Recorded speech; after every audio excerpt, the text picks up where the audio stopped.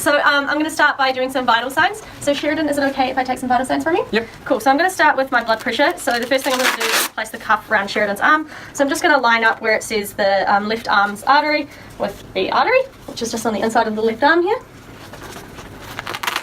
And just make sure that's nice and tight. And then I'm just going to place this where I can see it. For now I'm just going to hold it because it's easier. And I'm going to find Sheridan's pulse, and I'm going to keep pumping this up until I can no longer feel the pulse, which is about 120. I'm just going to let this down. So from here, since I got 120, I'm just going to add 20 onto that, and that's where I'm going to pump up to take my blood pressure. So to take the blood pressure, I'm just going to put on my stethoscope and line it up just underneath here and hold it on. So I can hear, I'll be able to hear his heart basically. So the first heartbeat that I hear will be his systolic pressure, and the last one that I hear will be his diastolic. So I'm just going to do that. Right, so from that I got 120 over 80, which is in the normal range. The normal systolic is between 100 to 140, and the normal diastolic is between 60 to 90. So Sheridan sits perfectly in that range. So from here, I'm just going to take off blood pressure, and I'm going to start by taking a heart rate. So to take his heart rate, I'm just going to find his radial pulse, and I'm going to calculate how many beats I hear over 15 seconds and then multiply it by 4. So I'll just do that. Right, so I got a number of 20, so timesing that by 4, that's going to give me 80 beats per minute. The normal range for this is 60 to 100 beats per minute. Whilst I was doing that, I also took his respiratory rate by looking at his chest and seeing the rise and fall. I got that here 4 breaths over the 15 seconds, times that by 4 to get the amount of breaths per minute, and that gives me 16 breaths per minute. The next thing I'm going to do is his capillary refill time. So to do that, I'm just going to, is it okay if I just squeeze your finger? Cool, so I'm just going to grab his finger and give it a hard squeeze and see how long it takes for the blood to rush back and the colour to return. So that's about 2 seconds, which is normal. Anything outside of that range indicates that the limb isn't being perfused right to the end. So that is a concern for us. The last thing I'm going to do is an auscultation. So this just involves me putting my stethoscope on the various lobes of his lungs to make sure that it's clear. So is it okay if I do that, Sheridan? Yep. Awesome. So there's 3 areas that I need to look at for each lung on both the front and the back. So I'm just going to start off with the front. So I'm just going to need you to take a deep breath for me. Yep. I'll just go to the other side. Yep. Is it okay if I just go under your shirt? Yep. Alright. Awesome. 2 shirts. I'm just going to go in here. And on the other side, a deep breath. I'm just going to go over another lobe. And on the side. Awesome, and now I'm just going to move to Sheridan's back. So I'm just going to do the same thing, same areas but on the back.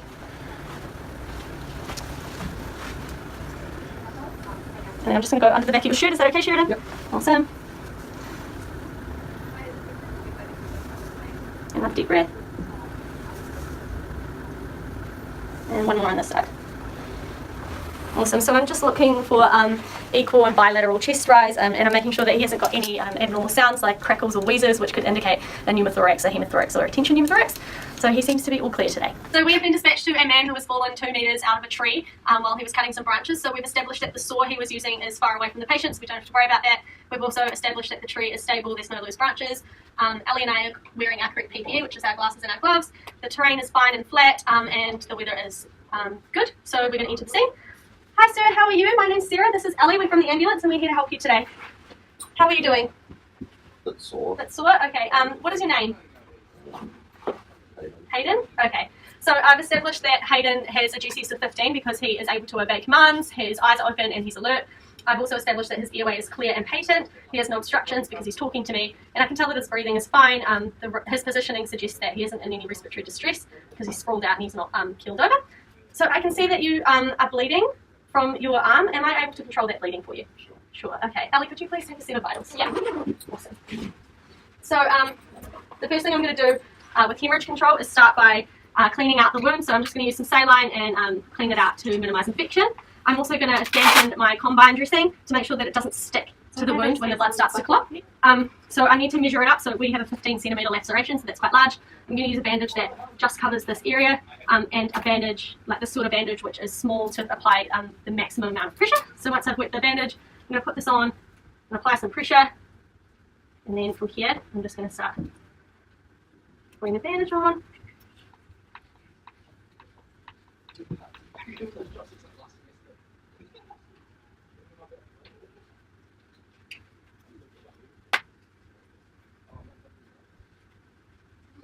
once I've completely covered this area, I'm going to start twisting the bandage. 180 degrees to apply direct pressure all the way around. Just take the pulse.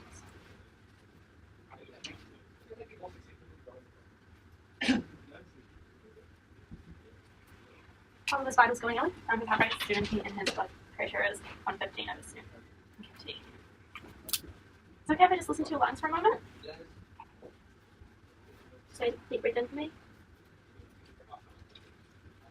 This one. Breathe in. Breathe in again. Right, so once I finish this, I'm going to be able to secure the bandage. And then I'm going to start by taking some vitals to make sure that he still has perfusion to the limb. So I'm just going to start by taking his cat refill. I'm just going to push this, and it's about 3 seconds, which is a bit slow but understandable. And also I'm going to take his pulse. And he still has a pulse, which is good, so there's still perfusion to the limb. So I'm going to move on from here, and I'm going to do a rapid trauma sweep to find any other injuries. Is it okay if I just feel down the length of your body to find any other injuries, Hayden? Awesome. Okay. So I'm just going to start at his head and just feel around the bones of his head. So I'm going to feel his cheekbones, his jaw, and check for blood, and they all seem to be fine. I'm going to go down his neck. Sore there? Alright. Is it at the back or at the side of your neck? Back. Okay. So I'm going to start by getting Ellie to hold the head because he is showing signs of midline C-spine tenderness. Yeah. Awesome. I'm just going to move down the body. So I'm just going to do all the shoulders and the collarbone, and they appear to be fine. Go down this arm. I'm not going to go to the end because you can tell that he's got a sore arm. Whilst I'm doing this, I'm just going to elevate his arm to make sure that we can reduce that blood. I'm going to start by going down his sternum. Any pain? No. Okay. Awesome. I'm going to go down his ribs. Can you take a big deep breath in for me? Alright, so he's got equal and opposite chest rise, which is good. No blood. I'm going to palpate his abdomen. Any pain? No. Alright, that's good. Check his pelvis because we can lose a lot of blood in the pelvis area. And it seems to be fine, so I'll move down to his legs. Checking for blood, pain, and abnormalities all the way down. So can you push on my foot here? Yep. And can you push the other way? Pull it back. Good. Awesome. So I'm just going to move around my patient because I don't want to lean over him. I'm going to do this arm. And check the fingers. Can you wiggle your fingers for me? Awesome. I'm just going to go down this leg. Just tell me if you have any pain. Yep, pain there. Okay, so I'm going to stop there and expose the wound. Also going to expose the other side to compare. And I can see that his right leg is angulated. So from my rapid trauma sweep, I've established that Hayden has a right angulated ankle, and he also has midline C-spine tenderness. So my priority is to deal with his C-spine. So the first thing I'm going to do is look at the criteria for a collar. Because of his mechanism of injury and the fall, and because of his midline tenderness, I think it's appropriate to use a collar. With Nexus, he's not intoxicated. He has no focal neural deficit, and his level of consciousness is fine, but he has midline tenderness and a distracting injury, so I'm going to opt to put a collar on. So to put a collar on, we need to adjust it. So to adjust the collar, I'm just going to clip these out, and then I'm just going to measure from the top of his shoulder to up near his chin, and I can see that he has 4 fingers. So I'm going to put this along like this, and it lines up to short. So I'm just going to adjust this to short on each side and lock it in. From here, I'm going to ask Ellie to lift Hayden's head up so I can slide this collar underneath. And I'm just going to wrap it around Hayden and make sure that it's a nice fit. It needs to be nice and tight, but this collar, because it's been used a lot, is not in the best condition, so we'll just go with that for now. And then we're going to put him in the sniffer's position, so he should be sitting at 15 degrees, which will make him more comfortable in the collar. I'm going to ask Ellie to lift the head again and just put this underneath his head, and that should be nice and comfortable for him. So we're going to be talking about pain relief today. So Hayden, on a scale of 1 to 10, 10 being the worst pain you've ever felt, what is your pain scale at the moment? A 9? Alright, so Hayden is in what I would consider to be severe pain. So we're going to start looking at both long-term and short-term options for him. So for our long-term option, we're going to be using paracetamol because it'll help him in the long run, especially with transport time, once his short-term pain relief runs out. So with paracetamol, it comes in both a liquid and a tablet form. For Hayden, it makes sense to give him the liquid form for the fact that he's in a collar and I'm not going to be able to rotate him over as easily if he vomits or if he chokes. So with paracetamol, we just need to ask a couple of contraindications.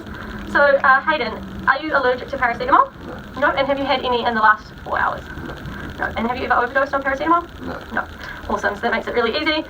What is your weight, Hayden? 69 kilos. So for a 69 kilo male, I'm going to give Hayden 20 mils of liquid paracetamol. So I'm just going to do a drug check before I even start drawing up. So this is paracetamol and that expires April 2020. So Ellie, would you be able to check that for me, please? So this is paracetamol and it expires in April 2020. Yep. So just from here, I would just draw up my dose. So this is 20 ml syringe. I'd just draw all the way up to 20. And then I would get my offsider to check that I have drawn up 20 mils, which is the correct dose. Yep. 20 mils. Yep. I'm just going to check that I have the right person, Hayden, right drug, which is paracetamol, our right dose, 20 mils of liquid paracetamol, right route is oral, and the right time, which is now. So we just easily just feed this through to him in the syringe, which is really easy. For our short-term pain relief, we're going to use methoxyflurane. So this is really good for short-term severe pain or moderate to severe pain. So we just need to ask a couple of questions before we're going to give this. So Hayden, have you got any allergies to any analgesics or this green whistle? No. No? And have you seen it before? No. Yep. Have you had this in the last 7 days? No. No? Do you have any problems with your kidneys? No. Nope. And do you have a family history or do you have malignant hyperthermia? No. Cool. I can tell that he's able to obey commands because he's doing as I ask, so this will be fine to give. I can see that the drug's clear in this little canister. I would just pour it straight into here and it'll be easy to use. And obviously this one's been well used. This is methoxyflurane and it expires on the 12th of 2020. I'm going to give 3 mils. Ali, could you please check that for me? Yeah, so this is methoxyflurane, 3 mils, and it expires 2020 in December. Yep, awesome. So we can give a maximum of 6 mils to a patient in a week, but we're going to give 3 mils at a time. So Hayden, I'm just going to put this around your arm, alright? And then what I need you to do is inhale the drug and exhale the drug through the green tube, okay? Mm-hmm. You may feel dizziness, nausea, or just a feeling of being a bit sick, but this will help with your pain, okay? So that's basically our short-term and long-term pain relief. So I'm going to be assessing both limbs since he had a right angulated leg. So I'm just going to start by exposing both limbs. So Hayden, I'm going to need to take your socks off, so I need you to take some big puffs with that methoxy, okay? Because this is going to hurt. Alright, just let me know when you're ready. Awesome, so I'm just going to do your right.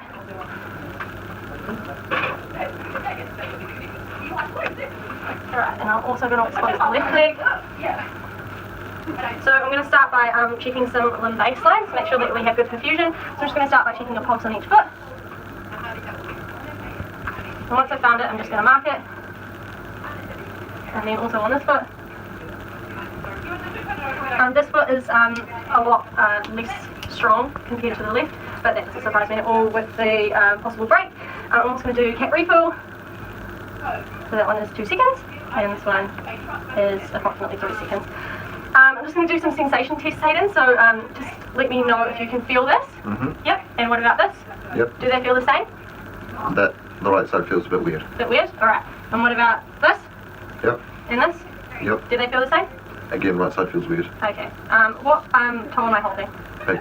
Yep, and what about this side? Little. Okay, awesome. So from here, I can establish that the limb baselines aren't exactly the same, but he's still got perfusion to the right foot. So I'm going to get Ali to set up a splint. I think that using the plus disc pneumatic, that it's a possibility it could be a fracture. He's got swelling, pain, and a deformity, so I think a splint is the best way to go. So I'm just going to let Ali set up the splint, and I will help her with that. We're going to make sure we size the splint up so that it comes all the way to the top, just above his knee, so make sure that we're stabilising the whole portion of the limb. So at this point we're going to get some triangular bandages which are rolled up, and we're going to stick them underneath his leg, and this is going to help us hold the splint down. So Ali, I'm going to need you to hold the bottom of the ankle and just above the knee here, or just on the knee, and that way we can hold the whole portion of the limb. Hayden, we're going to start splinting your leg. This is going to hurt. If you take the methoxy, it will minimise the pain, so make sure you have 5 deep breaths, and when you've done that, let me know.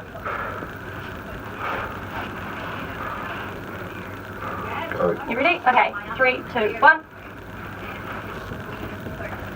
Yep, and on the way in, we're just going to straighten that limb up, and we're just going to tie it. From here, I'm just going to reassess my limb baselines. So we're just going to do our pulses again. They feel a lot more equal, and the right side is a lot more regular now that we have, and a bit stronger now that we've realigned the limb. And the cat refill has improved to 2 seconds, and the same with this side. So I'll just check the sensation. Can you feel that? Yep. And this? Yep. And do they feel the same? Also than earlier. Yeah. All right. And what about this? Yep. Awesome. So I'm happy to transport Hayden like this. I'm just going to check again with his pain. So Hayden, at the moment, from a scale of 1 to 10, what's your pain like? 7. A 7? Alright, so we're still in a considerable amount of pain, so at this point I'm going to consider backup for more pain relief, so probably a paramedic or intensive care paramedic crew. So at this point I can tell that I can see blood seeping through our first bandage that we put on, so I'm going to ask Ali to place another bandage on for hemorrhage control. Okay, thanks very much. Awesome. So at this point, I'm going to hope that the secondary bandage will do its job, but if it doesn't, we're going to have to move on to our last resort, which is our combat application tourniquet, or our CAT tourniquet. So for these, they're really easy to use. We just need to place them on a single bone portion of the limb and not on a joint. Once we put them on, we're not going to take them off. They're going to stay on all the way to hospital. Once we put them on, we should make sure that the patient has no pulse and the CAT refill should be extremely slow. This should be cutting off the blood flow completely. So I'm just going to wait for Ali to finish doing that bandage and then we can apply it. Right, so I'm going to start putting on the tourniquet because it's been a while now and I can tell that the blood is still seeping through, so the bleeding obviously hasn't stopped. So to put these on, I'm just going to go straight down like this and put it proximal to the wound, so 10 centimetres above the wound. Ali, would you just be able to hold his arm for me whilst I do this? Thank you. And then we're just going to tighten it up.